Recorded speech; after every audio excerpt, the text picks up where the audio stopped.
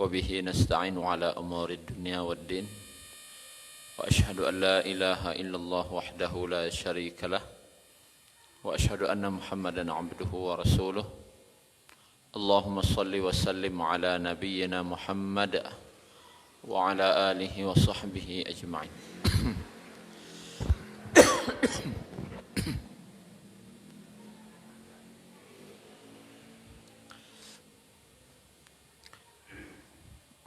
Bapak Ibu yang dirahmati Allah Subhanahu wa taala, terakhir kajian kita kemarin, umat yang pertama kali dihisab adalah umat Nabi Muhammad sallallahu alaihi wasallam. Dia datang terakhir, tapi yang paling dahulu karena kemuliaan. Kemudian kemarin juga telah kita sebutkan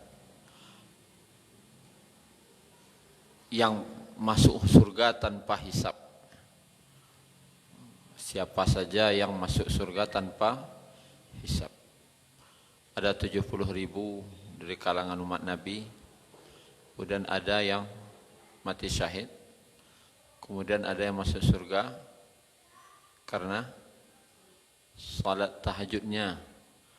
Tapi yang yahja'un kanu qalilan minal laili ma yahja'un. Mereka di malam hari sangat sedikit tidurnya, lebih banyak salatnya. Kemudian orang yang ahlul bala, negerinya dan dirinya senantiasa ditimpa musibah, ujian.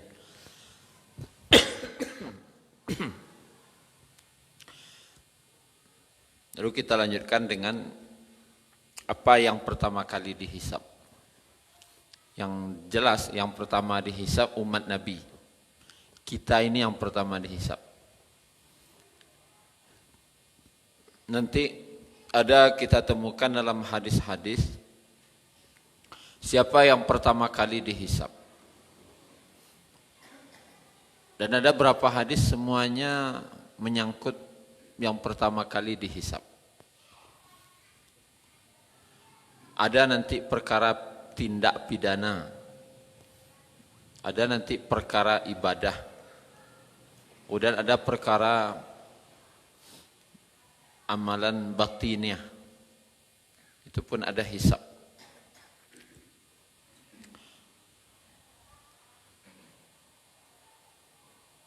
Maka Bapak Ibu yang dirahmati Allah Subhanahu wa taala, untuk perkara pidana disebutkan dalam hadis Bukhari Muslim, tindak pidana yang pertama kali Allah hisab pada hari kiamat nanti adalah perkara pembunuhan. Nah, ini pertama kali dihisab, masalah pidana, pembunuhan. Dan nanti Allah akan hadirkan yang terbunuh itu dalam keadaan bergelayut, bagantuangnya, memaci orang dan membunuhnya. Dipegangnya orang bunuhnya itu. Walaupun yang tukang bunuh ini orang mati syahid. Yang membunuh ini dalam perang.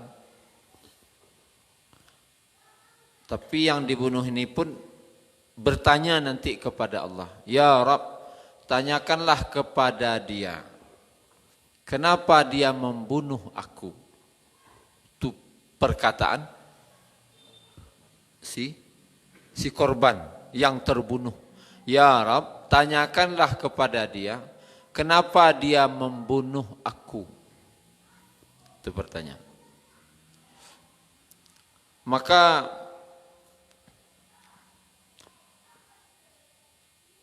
yang membunuh ini pun berkata, agar agama kemenangan tetap menjadi milikmu ya Allah. Itu saja.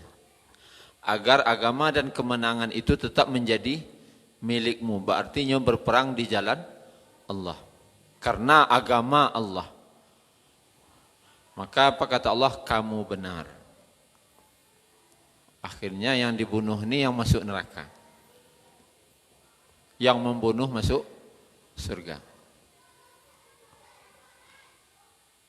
Datang lagi dengan pertanyaan yang sama. Dan dia menjawab juga, karena engkau ya Allah dan karena agamamu. Dan Allah benarkan dan dia pun dimasukkan ke surga. Dan yang ketiga, dia berkata, ya Allah karena engkau, Rasulmu dan kitabmu. Karena perintah engkau, perintah Rasulmu dan perintah dalam kitabmu.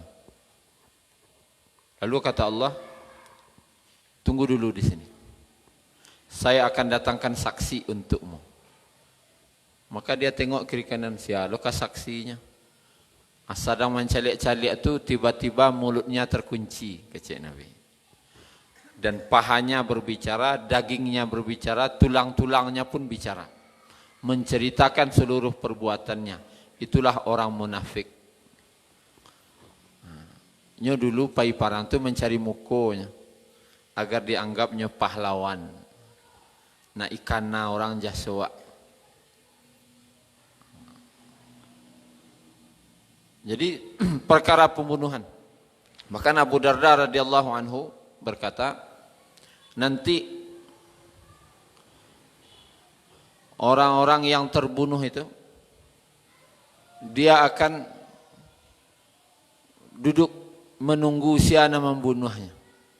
Ketika yang membunuhnya itu lewat, langsung dipaciknya. Lalu, ya Rabb, tanyakanlah kepada dia kenapa dia membunuh aku. Maka kata orang bunuh tadi, agar kemenangan tetap menjadi milikku. Atau aku disuruh oleh si fulan. Kan ada yang bunuhan itu. Atau ini karena perintah atasan. Tapi karena pembunuhan itu zalim, maka akhirnya yang membunuh dan yang menyuruh pun Allah masukkan ke dalam neraka. Dan siapapun yang terlibat di situ. Waktu itu Umar bin Khattab pernah mengkisas. Mengkisas, kalau tidak salah, ada yang berenam orang. 6 orang. Karena yang ke-6 orang ini mengeroyok 1 orang sehingga meninggal. Maka ke-6-6-nya dihukum pancung oleh Umar. Dan Umar waktu itu berkata, seandainya 1 kampung ini mengeroyok 1 pemuda ini, maka 1 kampungnya saya pancung kepalanya. Artinya apa? Siapa yang terlibat dalam pembunuhan itu, nama dia pisau, nama dia pistol, nama dia surek, nama nado tangan nih, yang menyiapkan otonya, siapa? Siapa saja yang terlibat sekecil apapun akan menanggung akibat. Inilah tindak pidana yang pertama kali Allah hisab. Masalah pembunuhan. Orang yang membunuh orang lain secara zalim, maka dia kekal dalam neraka. Membunuh tanpa hak. Maka jangan sekali-kali membunuh kecuali dengan hak. Bahkan membunuh ayam pun itu harus dengan menyebut nama Allah. Mati karena laka ayam, bahaya perhitungan di akhirat. Ada hisabnya, ya.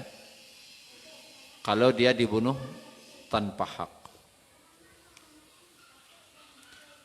Kemudian begitu juga Allah saking perhatiannya masalah pembunuhan ini.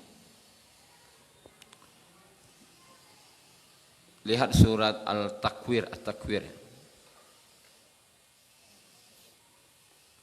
Ayat 8, ayat 9. halaman 586. Surah ke-81 juz 30. Surat At-Takwir.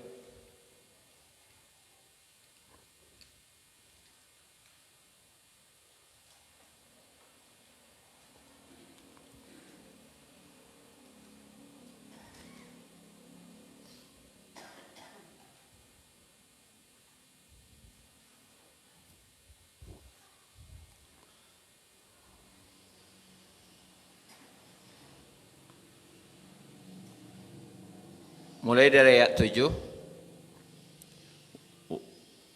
Wa idzan nufusu zuwijat. Apabila ruh-ruh dipertemukan dengan tubuhnya, dipasangkan, zuwijat. Artinya bila kah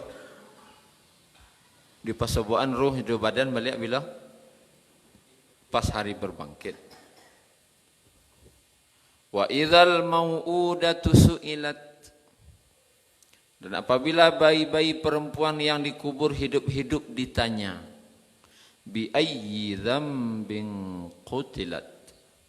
Karena dosa apa dia dibunuh? Ini bila hari penghisapan. Celi ayatnya. Apabila bayi-bayi perempuan dikubur hidup-hidup ditanya, su'ilat.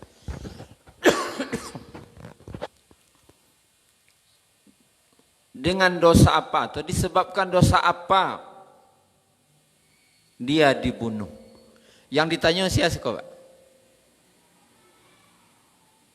Nama membunuh ditanya atau nama bayi ditanya? Bayinya kan? Bayinya yang ditanya. Kira-kira bayi dibunuh ditanya kenyali tahunya. Enggak, baru lah iya dah. Enggak tahunya dah. Dan kenapa dibunuh pun yang enggak tahu dah. Ini menunjukkan kerasnya ancaman. Ini kalau dalam tafsir ya. Kau si A bunuh. Dulu kan ada kebiasaan Arab. Tapi enggak semua suku. Ada suku tertentu. Yang dia malu punya anak perempuan. Maka dikuburnya hidup-hidup. Dan adapun riwayat Umar bin Khattab dulu pernah dengar cerita, kalau salamnya ke kanan, galaknya. Salam ke kiri menangisnya. Ditanya kenapa engkau menangis pas salam? Karena terbayang dia dulu pernah membunuh anaknya. Keciknya. Ternyata riwayat ini palsu. Hoak maksudnya. Tidak ada riwayat yang sahih. Bahkan riwayatnya palsu menyatakan bahwa Umar bin Khattab pernah bunuh anak perempuan. Buktinya dia punya anak perempuan Hafsah, istri Nabi lah. Berarti riwayat itu tidak benar. Nah, di sini dikatakan ada kebiasaan orang Arab dulu itu membunuh wanita yang masih baru lahir itu karena malu. Tapi hanya ada satu suku kalau tidak salah. Tidak semua suku. Dan itu di masa jahiliyah. Ditanya kepada bayi tadi, kenapa kamu dibunuh? Ditanya itu kepada siapa? Di muka orang tuh, di muka apaknya nan membunuh. Bayi itu semua orang tahu bahwasanya bayi itu tidak ada salah. Satu dosa pun tidak ada sama dia. Semua orang tahu. Kini untuk istilahnya menekan batin orang nan membunuh, bertanya ke bayi, bayi, bawa kau ibu nuahnya mak. Orang nan apa perasaan? Ada suap apa kau ibu nuahnya? Alah dosa kau. Apa kau akan ibu nuah mak? Orang nama membunuh apa perasaan? Tertekannya.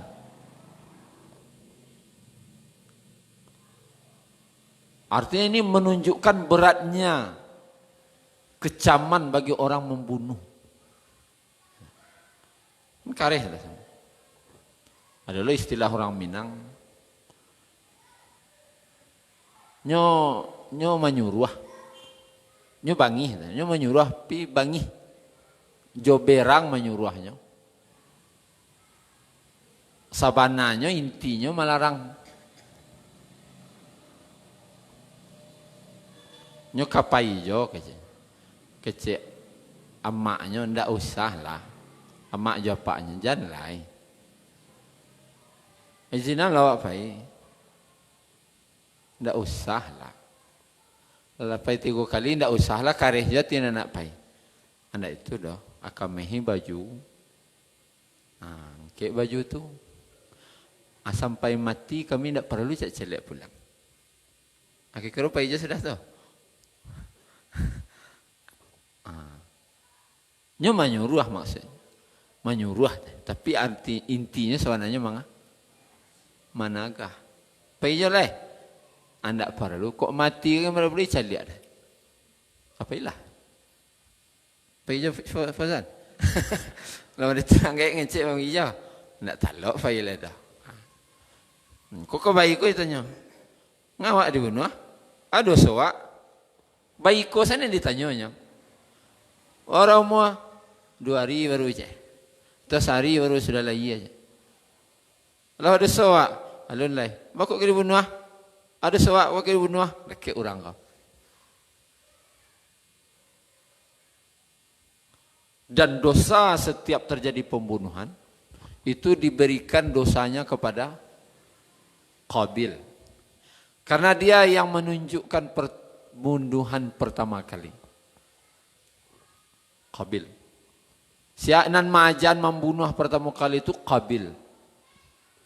Disebutkan dalam hadis Sahih Bukhari, setiap pembunuhan yang terjadi secara zalim maka dosanya diberikan kepada Qabil karena dialah yang menunjukkan atau mengajarkan pembunuhan pertama kali. Tak usahlah nan dulu-dulu. Dan perang dunia pertama 1900 sampai balik sampai 1908 balik. Kalau lah iya anak. Itu bara orang meninggal lebih kurang 20 juta. Akibat perang saja. Itu nanti tong orang nak betong dulu. Perang dunia kedua tu berapa? Mulai tahun 1900 sampai 2. Kok sampai tahun beranya waktu itu Allah alam sampai 5 atau sampai 6. Berakhir bara orang meninggal 56 juta akibat perang tu. Surang sama membunuh kekal di neraka. Kok 56 juta dia par dosanya. Bantu siksanya kira-kira. Makanya Nabi SAW bersabda, "Man dalla ala khair falahu ajru mithlu fa'il." Siapa menunjukkan kebaikan, maka baginya pahala. Bagi setiap orang mengarajuan tanpa mengurangi pahala. Dan siapa yang menunjukkan keburukan, menunjukkan saja, majan, bunan buruak, maka ditiru oleh orang, maka mengalir dosanya. Di kalau kamajan tu nan elok saja. Misal dosa bid'ah, siapa majan bid'ah ko pertama kali. Misalnya bid'ah doa basamu. Siapa majan pertama kali. Artinya nangguang. Siapa majan baca-cari pertama kali di Sumatera Barat. Siapa itu Pak? Tapi banyak enggak orang mencari? Lagi. Kayunya dosanya serinya. Kenapa? Inyo nama ajan pertama. Di kalau kamajan nan elok, nan buruk-buruk enggak usah. Nan elok saja. Itu tindak pidana. Kemudian masalah ibadah lah. Masalah ibadah yang pertama kali Allah hisab apa? Salat. Inna awwala ma yuhasabu ala 'abdin yaumal qiyamah as-salah.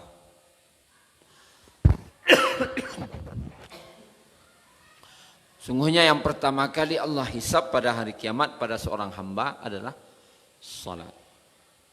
Apabila baik salatnya, maka baik seluruh amalnya. Buruk salatnya, maka buruk seluruh amalnya. Akan disebutkan lagi dalam riwayat lain. Dengan sebab apa sampai 60-70 tahun ibadahnya, salatnya tidak Allah terima? Karena dia tidak menyempurnakan rukuknya, tidak menyempurnakan sujudnya. Masalah rukuk aja sujud saya tidak sempurna, tidak batarimo sembahyang. Walaupun nyelah sembahyang 60-70 tahun.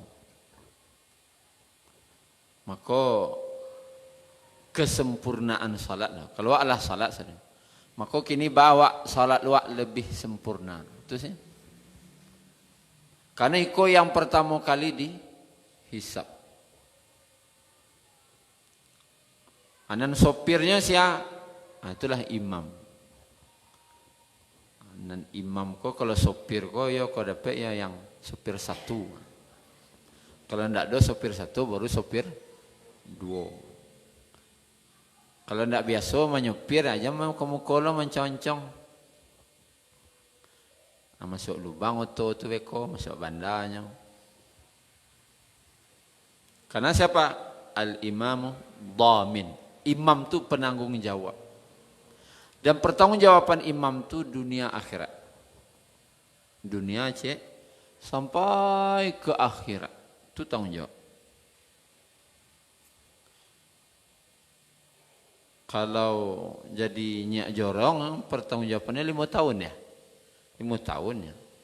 Kalau imam go panjang sampai mati. Sampai mati.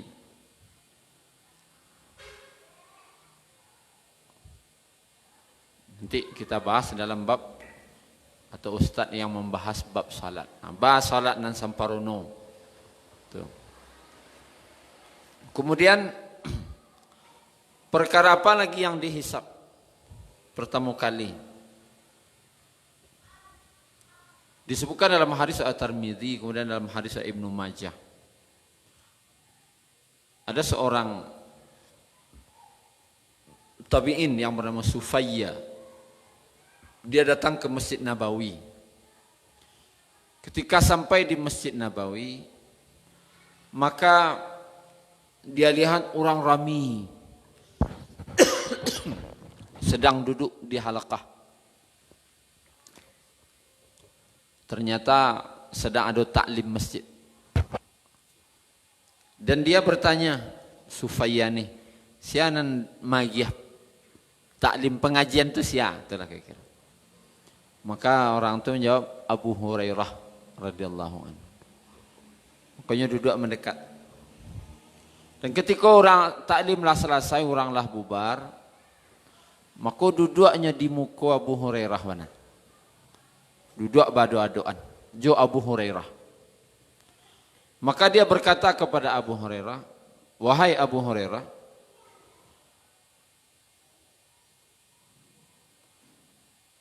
terangkanlah kepadaku satu hadis Nabi, yang hadis itu paling engkau pahami dan paling berkesan di hatimu. Artinya ilmu nan ini kan, kaji padek no kan, sawana kaji lagi yang wah, itulah kira-kira. Bahkan tak wak cek hadis nan sawana kaji, kan dulu orang minta itu. Hadis yang engkau pahami, paling engkau pahami dan paling berkesan dalam hatimu. Dan kaji dan sawana kaji, coba yang kamu agak cek hadis. Maka Abu Hurairah pun berkata, radhiyallahu anhu, baik, akan kuajarkan kepadamu sebuah hadis yang paling aku pahami dan paling berkesan dalam hatiku. Ditariknya napasnya. membaca hadis itu menangis. Maka Abu Hurairah pun menangis terisak-isak. Kemudian setelah tangisannya berhenti, maka dia pun berkata lagi, baiklah, akan kuajarkan kepadamu sebuah hadis yang paling aku pahami dan paling berkesan dalam hatiku. Kemudian dia pun menangis lagi, kata Sufayyah. Dan tangisannya lebih keras dari yang pertama tadi. Sehingga dia menyeka air matanya dengan serbannya. Dia puhin. Kemudian dia pun berkata lagi setelah berhenti nangis. Berala mau nangis.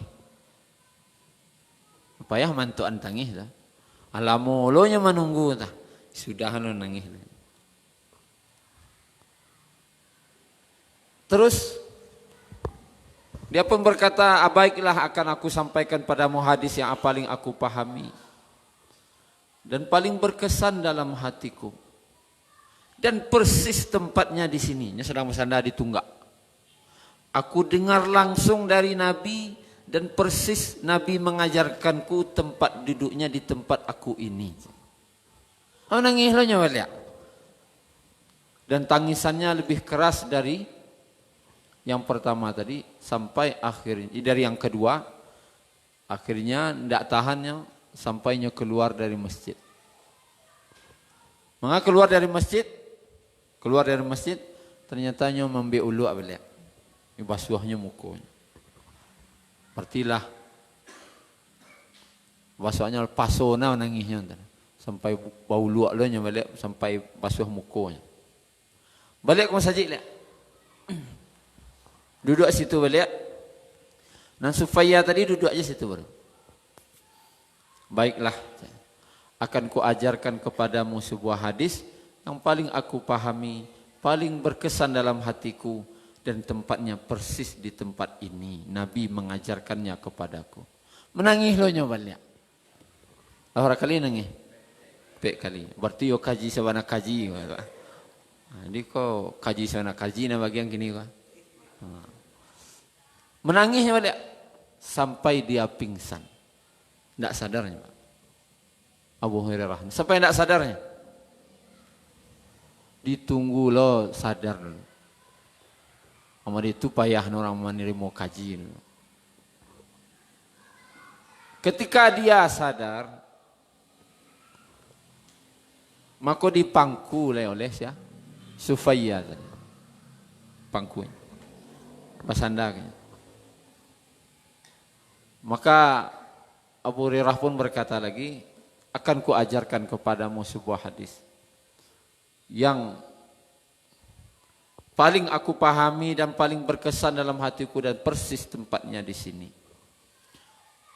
Nabi SAW bersabda, nanti pada hari kiamat Allah Subhanahu Wa Taala mengadili kepada 3 orang.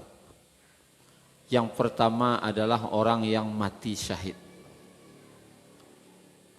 Maka dia bertanya, bukankah aku telah beri nikmat kepadamu? Dan apa yang kamu perbuat untuk membalas nikmat yang aku berikan kepadamu?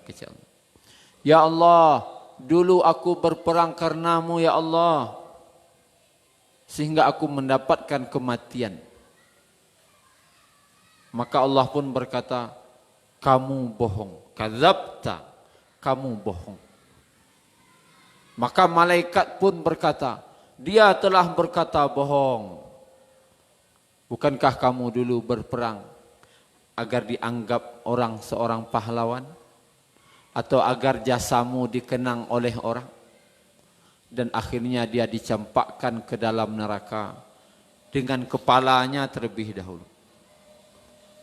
Ini menunjukkan kehinaan. Kepala lu ke bawah. Kemudian kepada orang yang dermawan, yang banyak harta. Aku telah berikan nikmat yang banyak kepadamu dan apa yang kau balas untuk Apa yang kau lakukan untuk membalas nikmatku? Maka kata orang kaya tadi, ya Allah, aku telah infakkan hartaku siang dan malam karenamu.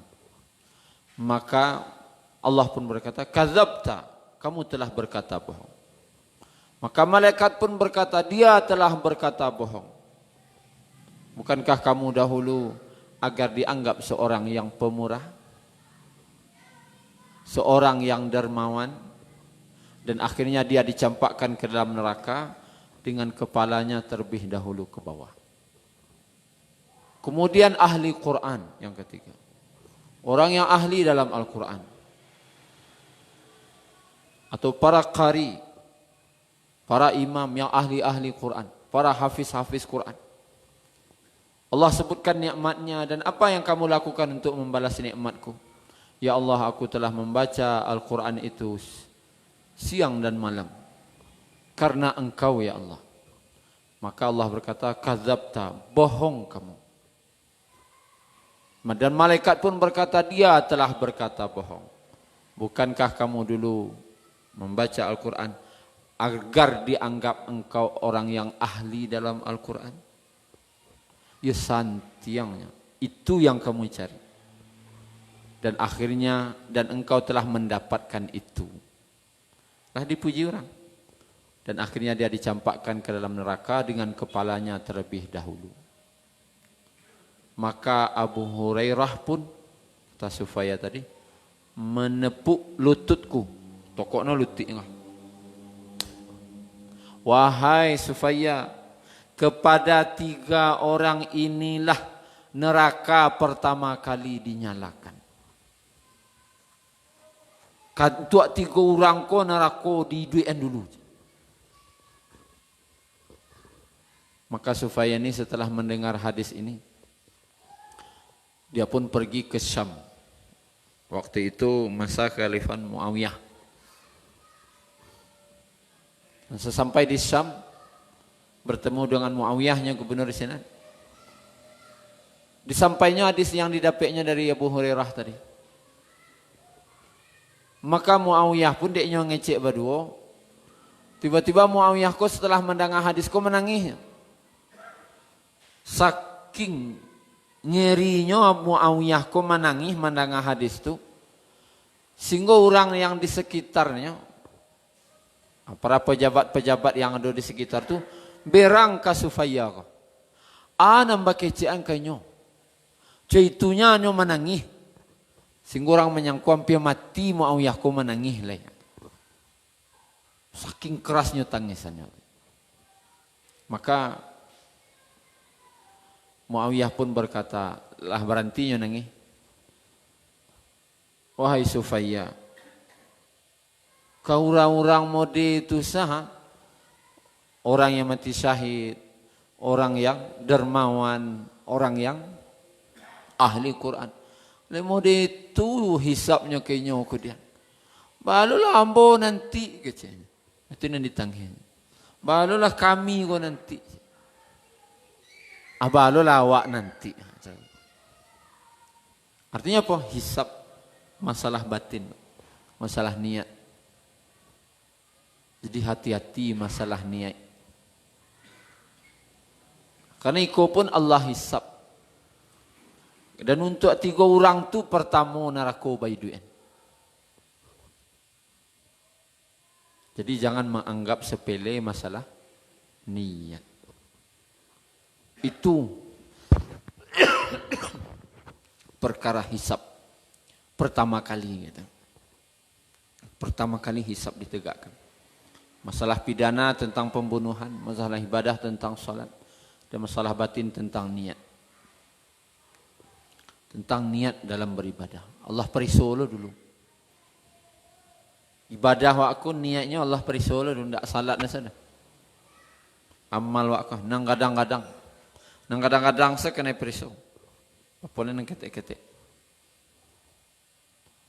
Jangan wak menganggap amal wak lah kadang lah pasti diterima, wallahu a'lam. Maka niatku selalu diperbaiki dan selalu berdoa agar amal wak diterima. Rabbana taqabbal minna innaka antas samiul alim. Ya Allah, terimalah amal kami. Sungguhnya Engkau Maha mendengar lagi Maha mengetahui. Ku doa siapa tu? Doa Nabi. Doa siapa? Rabbana taqabbal minna. Nabi Ibrahim dan Nabi Ismail setelah membangun Ka'bah. Nabi Ibrahim saja berdoanya ke Allah. Nabi Ibrahim, Nabi Ismail, lain Nabi, pastinya ikhlas saja. Masih meminta ke Allah agar diterima amalnya. Apa lewat? Wallah alam amal wak ko talai batua tindak lo kadang. Tentu lebih wajib wak berdoa agar amal ko diterima. Rabbana taqabbal minna innaka antas samiul alim.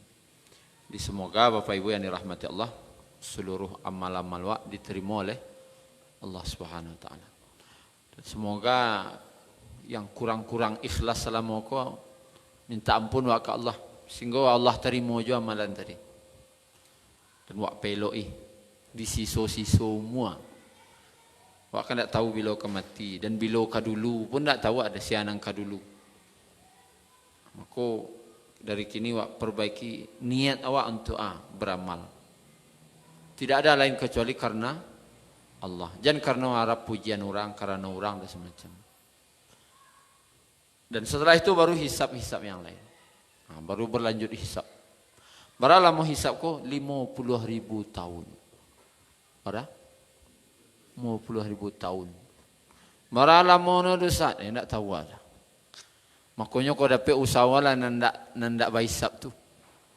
Dan masuk surga tanpa hisap. Jadi nak nunggu-nunggu lah. Tapi nan jaleh orang miskin dulu masuk surga dibanding orang kaya berapa tahun? 500 tahun. Orang miskin, orang kaya, dulu orang miskin masuk surga 500 tahun. Bukan masalah tinggi surga. Kalau tinggi surga itu tergantung amal. Pinan tarito dulu kok. Sianan dulu. Bakok dulu orang miskin sat. Nya periwak cek, kuali cek. Tu galih sebanyak orang di rumah, piriang sebanyak orang rumah. Selesai soleh. Makan dapat sehari habis sehari, dapat sehari habis sehari. Anda lah mau hitung anda. Kalau orang kaya, rekening bara, nan aset-aset bara, nan sertifikat bara, dari mana dapat itihnya? Lah mau hitung anda. Makanya kalau nak capek, sedekahan.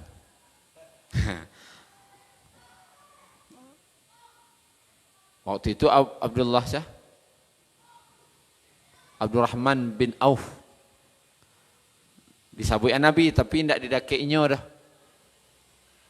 Yang paling talambe di antara sahabatku masuk surga Abdurrahman bin Auf. Nyo masuk surga ambo calik marangkak cina. Nyo nak ada situ dah disampainya rangkanya. Nabi tadi mengecek engkau pilihan terakhir masuk surga marangkak lah lain.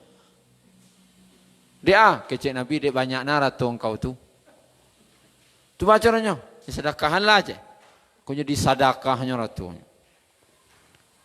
Lalu khutbahnya Nabi bilang, tidak ada yang lebih cepat masuk surga kecuali Abdurrahman bin Auf. Yang paling kancang masuk surga besok Abdurrahman bin Auf. Kini kekancang ka lambek-lambek. Kan orang pasti aku kayu-kayu. Orang konveksi mah. Kini itulah Bapak Ibu. Terlebih dan terkurang mohon maaf.